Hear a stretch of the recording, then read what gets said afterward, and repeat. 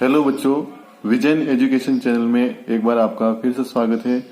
जैसा कि पूरे देश भर के अंदर और पूरे विश्व के अंदर कोविड-19 की जो परिस्थितियां हैं वो वापस बढ़ने लगी है और कई जगह पर स्कूलों का खुलना और बंद होना लगातार जारी रहा है।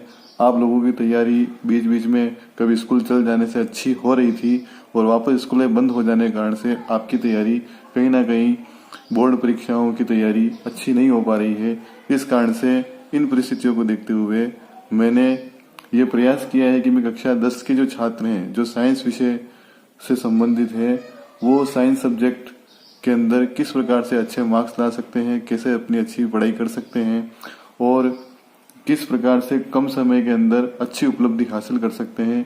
इस उद्देश्य से मैंने इस साइंस कैप्सूल पुस्तिका का जो है निर्माण किया है। इस साइंस कैप्सूल पुस्तिका का सबसे बड़ा जो मूल लक्ष्य ये है कि हम विज्ञान विषय के अंदर कम समय के अंदर अच्छी तैयारी कर पाएं और बोर्ड परीक्षाओं के अंदर अच्छे नंबर हासिल कर पाएं। इस साइंस कैप्सूल के अंदर मैं आपको ये बता देता हूँ कि मैंने यहाँ पर इस साइंस कैप्सूल पुस्तिका के अंदर ये जितने भी अपन कह सकते हैं आपके राजस्थान बोर्ड के अंदर जो भी हिंदी मीडियम के छात्र हैं उनके अंदर साइंस के अंदर जो पहला लेसन है रासायनिक अभिक्रियाएं और समीकरण, जो कि 8 अंक का है। अम्ल, क्षार और लवण ये 9 नंबर का चैप्टर है। धातु अधातु 7 नंबर का है। लेसन नंबर 6 जैव प्रक्रम 9 नंबर का है। नियंत्रण एवं समन्वय ये 8 नंबर का है। इसी प्रकार से आनुवांशिक और जैव विकास 7 नंबर का लेसन है। इसी प्रकार से प्रकाश का परावर्तन और अपवर्तन वाला लेसन 9 नंबर का है। विद्युत वाला लेसन 8 नंबर का, विद्युत चुंबकीय प्रभाव 8 नंबर का, हमारा पर्यावरण 4 नंबर का और प्राकृतिक संसाधनों का संपोषित प्रबंधन ये 3 नंबर का लेसन है। इस प्रकार से पूरी बोर्ड ने अपनी अंक योजना जारी करी है। उसी को आधार मान करके उसी पैटर्न पर हमने इस क्वेश्चन बैंक को तैयार किया है ताकि आप कक्षा 10 के अंदर अच्छे अंक हासिल कर पाए।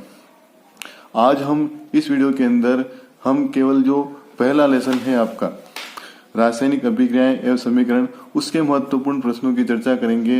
इस कह सकते हैं नोट्स के अंदर या साइंस कैप्सूल पुस्तिका के अंदर लगभग सारे वही प्रश्न शामिल किए गए जो बोर्ड के लिए इम्पोर्टेंट है और सारे सिलेबस को लगभग कवर अप किया गया है। आप अच्छे से इसको पढ़िए, समझिए और अपनी कॉपी के अंदर नोट करेंगे तो निश्चित तौर पर आपको कम समय में अच्छी सफलता मिल सकती है। तो चलो हम शुरुआत करते हैं लेसन नंबर 1 के बारे में। अब मैं यहाँ पर आपको बता दूं आपका जो लेसन नंबर जो 1 है वो है रासायनिक अभिक्रियाएं एवं समीकरण। इसके अंदर आप देखोगे लेसन के शुरुआत के अंदर सबसे पहले रासायनिक अभिक्रियाएं कितने प्रकार की होती है और इनके नाम क्या होते हैं ये हमें याद होना चाहिए। तो यहाँ पर मैं आपको बता देता हूँ कि रासायनिक अभिक्रियाओं में जो प्रकार है वो टोटल 8 प्रकार हमने यहाँ पर लिखे हैं। संयोजन अभिक्रिया, वियोजन अभिक्रिया, विस्थापन अभिक्रिया, द्विविस्थापन अभिक्रिया, उपचयन और ऑक्सीकरण अभिक्रिया, अपचयन अभिक्रिया, ऊष्माक्षेपीय अभिक्रिया और ऊष्माशोषी अभिक्रिया। ये 8 प्रकार की अभिक्रियाओं से मिलकर के पूरा चैप्टर बना है तो इनके नाम हमें याद होना जरूरी है। इसके बाद में जो बोर्ड परीक्षाओं में जो क्राइटेरिया रहता है कि प्रश्न किस प्रकार से पूछे जाते हैं उन क्वेश्चंस के बारे में भी मैं आपको यहाँ पर बता देता हूँ।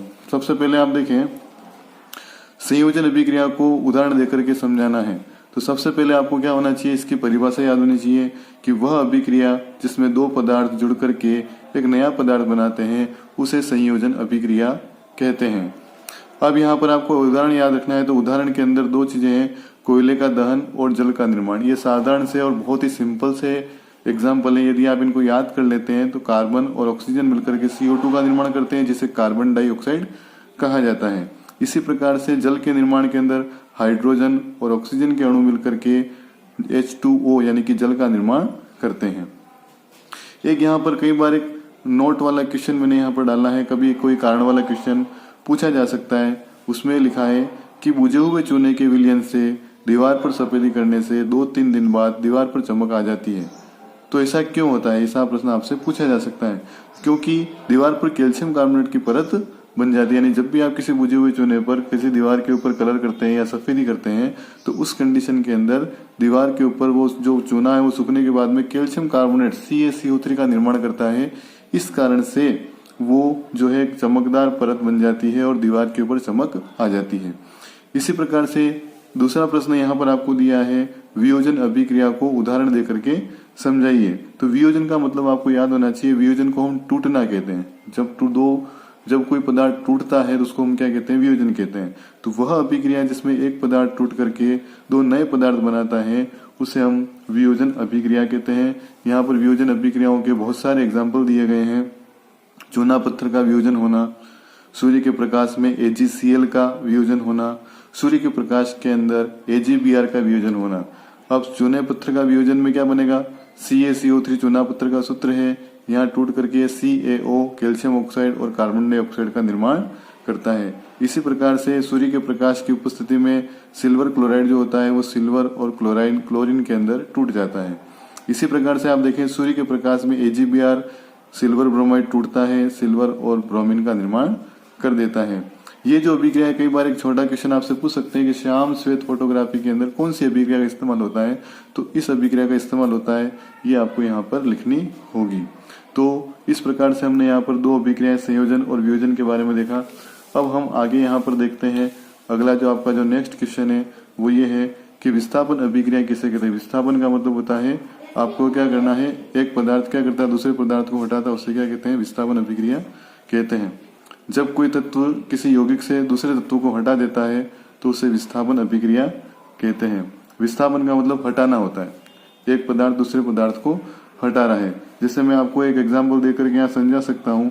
जैसे मेरे पास कोई AB एक कंपाउंड है और इसको मैं C के साथ जोड़ देता हूँ, तो होगा क्या, ये C वाला पदार्थ है वो माना कि B को हटा रहा है, तो ये इसका विस्थापन कर रहा है और ये बना देगा AC+B, बाहर चला जाएगा। यानी एक को हटा करके उसके स्थान पर दूसरे को बिठाना है।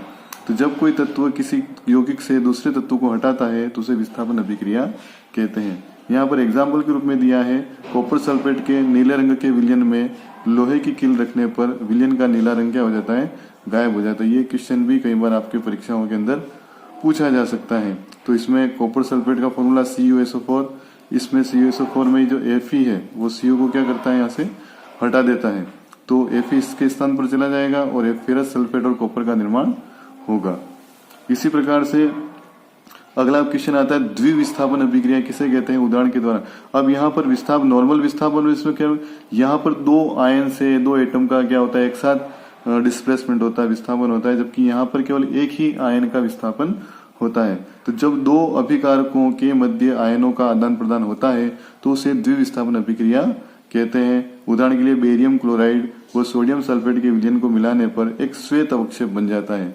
तो यहाँ पर सोडियम सल्फेट में सोडियम और बेरियम ये दोनों ही अपना क्या कर रहे हैं, स्थान एक दूसरे के साथ में चयन कर लेते हैं। दो यौगिकों के मध्य क्या हो रहा है, पदार्थों का आदान प्रदान हो रहा है। इस अभिक्रिया को हम एक नए नाम से भी जानते हैं, जिसे हम कहते हैं अवक्षेपण अभिक्रिया के नाम से भी जानते हैं। तो इसे अवक्षेपण अभिक्रिया भी कहते हैं, क्योंकि इस अभिक्रिया के अंदर क्या बनता है, श्वेत अवक्षेप बनता है, PPT यहाँ पर बनती है।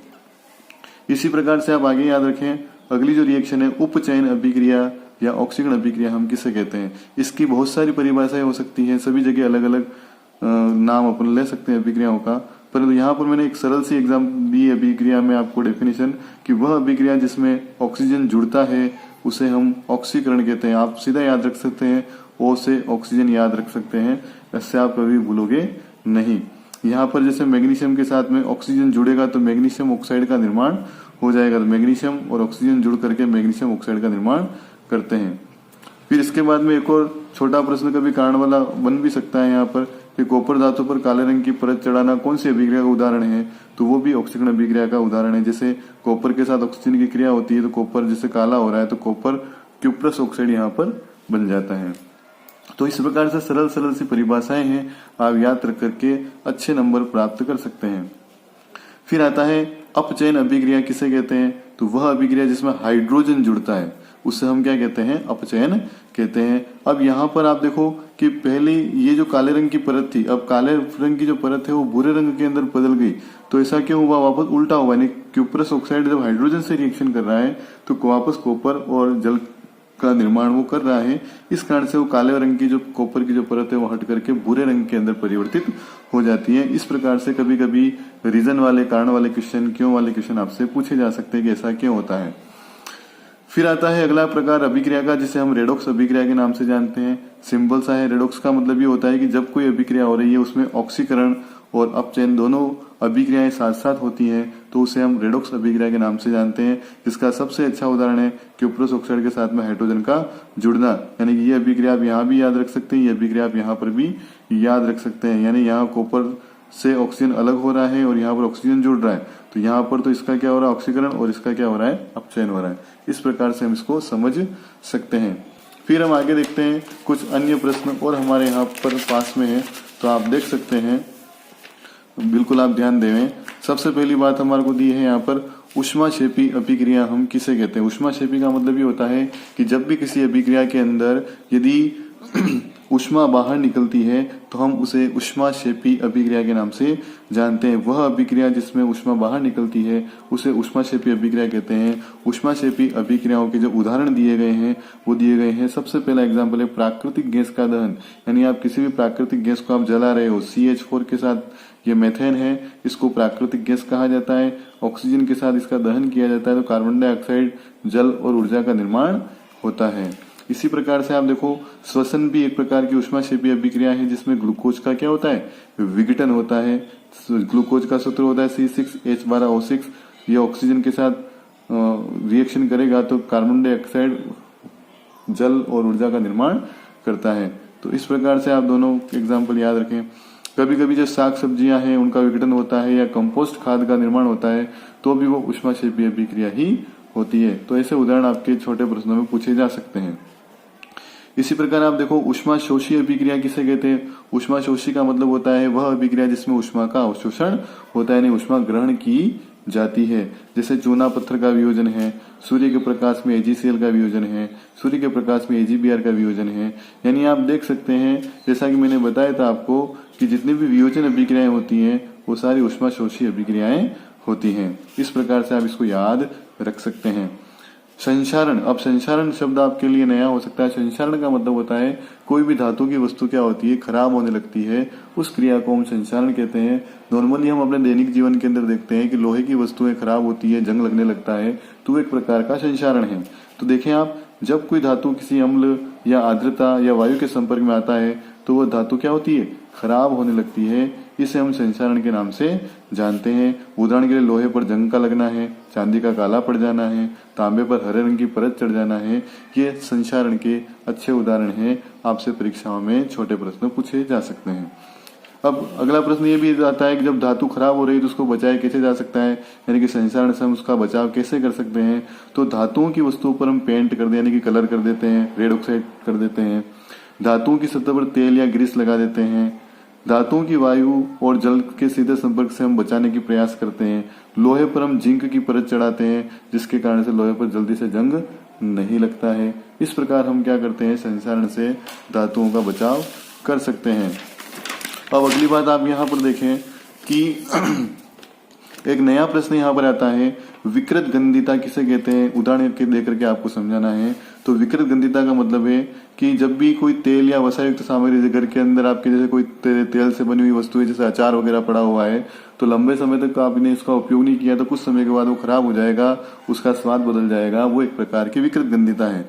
तो प्राय तेल या वसा युक्त सामग्री को लंबे समय तक रखने पर इसका स्वाद और गंध बदल जाता है। इसे हम विकृत गंधिता के नाम से जानते हैं। उदाहरण के लिए जो भी चिप्स की थैली होती है, उस चिप्स की थैली में हम उसको खराब होने से बचाने के लिए चिप्स की थैली में नाइट्रोजन गैस भरते हैं। कौन सी गैस भरते हैं, नाइट्रोजन गैस भरते हैं, जिससे चिप्स का उपचयन नहीं होता, मतलब चिप्स खराब नहीं होती है।